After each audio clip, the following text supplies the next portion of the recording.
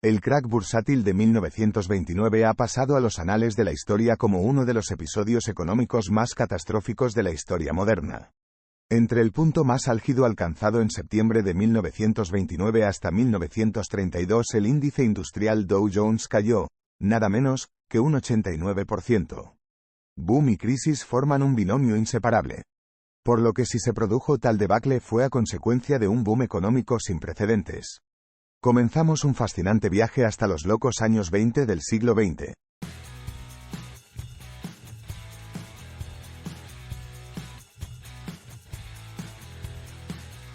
La década de 1920 fue una auténtica fiesta bailada a ritmo de foxtrot y charleston. Terminada la Primera Guerra Mundial, los Estados Unidos de América se consolidaron como la principal potencia económica global. La reconstrucción europea quedaba en manos de las empresas estadounidenses, que incrementaron notablemente la exportación de sus productos. Y del gobierno federal que prestaba dinero a las naciones más afectadas, las otrora poderosas Alemania e Inglaterra. El exceso de demanda disparó los ingresos de la población. Como símbolos de la Belle Époque encontramos a la bailarina Josephine Baker. El nacimiento de la industria de Hollywood y sus primeras estrellas mediáticas como Rodolfo Valentino, Mae West o Shirley Temple. El auge del Art Deco, cristalizado en edificios emblemáticos como el Chrysler neoyorquino. Y, por supuesto, la implantación del automóvil a gran escala, impulsada, en gran parte, por la revolucionaria cadena de montaje desarrollada por Henry Ford que permitió el abaratamiento de los modelos convirtiéndose en accesibles a la clase media.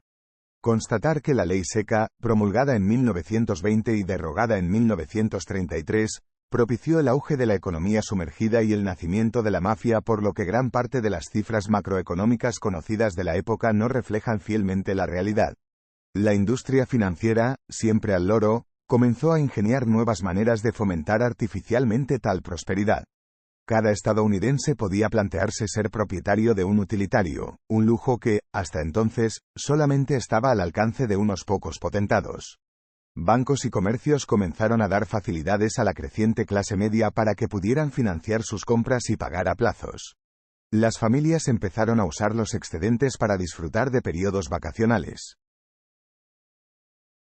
Y si sobraba algo más, siempre quedaba la bolsa para sacar un dinerillo extra. Las crisis bursátiles son la consecuencia de una cadena provocada, especialmente, por una pérdida del sentido de la realidad que termina derivando en una excesiva autocomplacencia.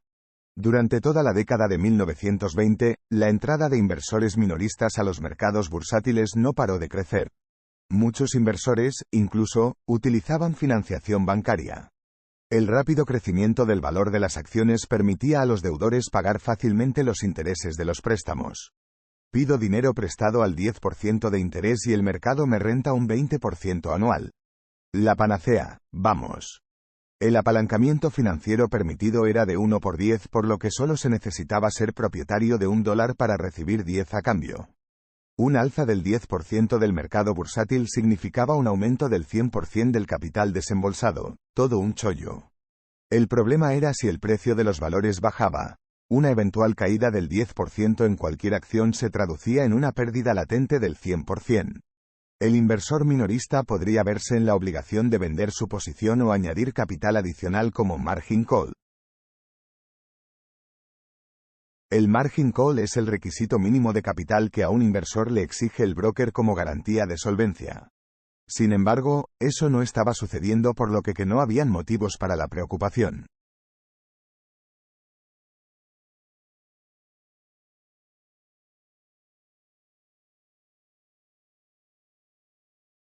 La clase media estadounidense podía seguir jugando a ser peces gordos. Pero cualquier borrachera tiene su fase de euforia a la que sucede una de depresiva. La amarga resaca. El índice industrial Dow Jones había multiplicado por 5 su valor entre 1924 y 1929, un crecimiento sin precedentes. Alcanzó su cenit el 3 de septiembre de 1929 al alcanzar los 381 puntos. Sin embargo, durante ese mes, sufrió la primera corrección seria en un lustro al retroceder un 17% desde máximos. A principios de octubre, el Dow borraría la mitad de sus pérdidas, pero sería un simple espejismo. En 1928, el panorama había empezado a cambiar aunque la bolsa continuara ajena a cualquier atisbo de sensatez. Los ingresos de la población comenzaban a estancarse. Excedentes comerciales empezaron a acumularse sin tener salida. Las exportaciones se resienten por los problemas de deuda de los países europeos que se ven incapaces de devolver el capital prestado para la reconstrucción y seguir demandando productos al ritmo habitual.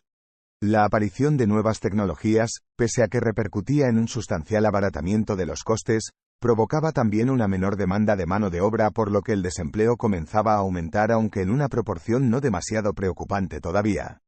El apocalipsis acechaba, pero nadie era consciente. El miércoles 23 de octubre de 1929 se ponen a la venta 6 millones de títulos a precios muy bajos y el índice Dow sufre una pérdida de 20 puntos, un 5% de caída. El jueves 24 se desata el pánico. Ese día será conocido a partir de entonces como Black Thursday o Jueves Negro. 13 millones de títulos son ofrecidos ese día en un mercado donde la liquidez escasea y el Dow cae más de un 10% al no encontrar contrapartida suficiente. El viernes 25, el consorcio bancario, con JP Morgan a la cabeza, inyecta liquidez al mercado y se recuperan parte de las pérdidas. Pero a continuación el Congreso de los Estados Unidos aprueba la aplicación de una nueva ley de tarifas a percutir sobre las ganancias bursátiles. Algunas personas de las altas esferas intentan que el presidente Herbert Hoover vete la nueva ley, pero los esfuerzos resultan infructuosos. A causa de ello, la presión vendedora será máxima el lunes 28, cuando la bolsa sufre un descalabro del 13%. El martes 29, 16 millones de acciones se intercambian en Wall Street con escaso éxito, pese a que JP Morgan y la familia Rockefeller intentan sostener en vano los mercados. El índice industrial Dow Jones baja un 12% adicional. En una semana se han evaporado una cantidad equivalente a 10 veces el presupuesto anual de la Reserva Federal. La Fed decide no inyectar dinero al mercado, sino, más bien al contrario, eleva las tasas de interés, estrangulando así cualquier posibilidad de recuperación a corto y medio plazo. La espiral bajista será constante hasta 1932, momento en que el Dow toca mínimos no vistos en todo el siglo XX. 41,22 puntos, una caída del 89% desde los máximos de 1929. La década de 1930 sería la más complicada de toda la centuria. El paro en las naciones desarrolladas se situó en tasas de entre un 25 y un 40%. El Estado alemán quebró y con ella la República de Weimar, facilitando la ascensión de Adolf Hitler al poder. Los totalitarismos estarían a la orden del día durante aquellos años, consecuencia de la desconfianza de la población en el sistema capitalista. En Estados Unidos, las deudas de la población contraídas por culpa de la fiebre bursátil provocaron la pérdida de las propiedades de muchas familias que se veían en la obligación de entregar sus viviendas que, por otra parte, habían perdido gran parte de su valor por la deflación. En 1933, Franklin Delano Roosevelt llega al poder para impulsar el New Deal, un programa de recuperación inspirado en el keynesianismo, que concede prioridad a la intervención pública de la economía. No sería hasta la década de 1940, con la entrada de Estados Unidos en la Segunda Guerra Mundial, que la economía norteamericana se recuperaría. La historia tiende a repetirse y si, gracias a la Primera Guerra Mundial, la nación de las barras y estrellas había conseguido recuperar su poderío económico, lo mismo ocurriría durante esta nueva contienda bélica.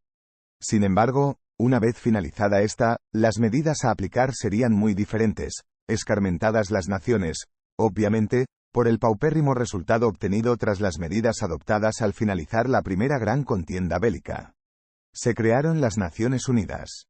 No se buscó culpables como en 1919 y la recuperación de las naciones europeas auspiciadas por el Plan Marshall fueron una realidad durante las décadas de 1950 y 1960. Una nueva era empezaba. ¿Crees que es posible una debacle bursátil como la de 1929? Me encantará leer tu opinión en la cajita de comentarios. La inversión en conocimiento paga el mejor interés y no exige comisión a cambio. Si te ha gustado este vídeo, dale a like, comparte, comenta, suscríbete y no olvides activar la campana de notificaciones para no perderte ninguno de nuestros contenidos.